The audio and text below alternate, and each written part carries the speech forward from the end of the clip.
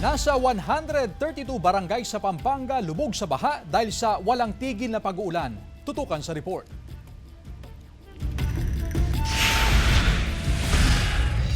Binayo ng malalakas na ulan ang lalawigan ng Pampanga dahil sa habagat na pinalalapan ng nagdaang bagyong Krising.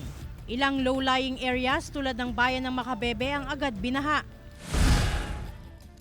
Sa barangay Batasan, Makabebe, ang mga residente wala nang magawa kundi lumusong sa baha para makalabas ng kanilang mga bahay. Maging ang Presentation of the Lord Parish ay hindi rin nakaligtas sa pagtaas ng tubig.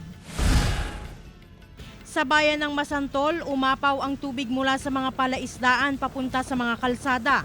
Ang mga residente tulad ni Aling Cristina, hirap makapaghanap buhay dahil sa kanilang sitwasyon. Mahirap na mahirap talaga pag may tubig. Hindi ka makapagtrabaho. Sa barangay Maligaya, Florida Blanca, Pampanga, abot dibdib na ang baha matapos bumigay ang ilang dike sa Porac River.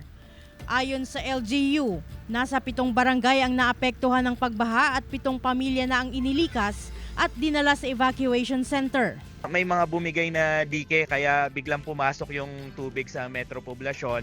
Kaya sa kasalukuyan talagang mataas yung tubig po natin ngayon sa Barangay Maligaya. Ayon sa tala ng Pampanga PDRRMO, as of July 21, nasa 132 na barangays sa 14 na LGU sa Pampanga ang lubog sa baha. Nasa 65,056 na pamilya ang apektado, katumbas ng halos 216,000 na individual.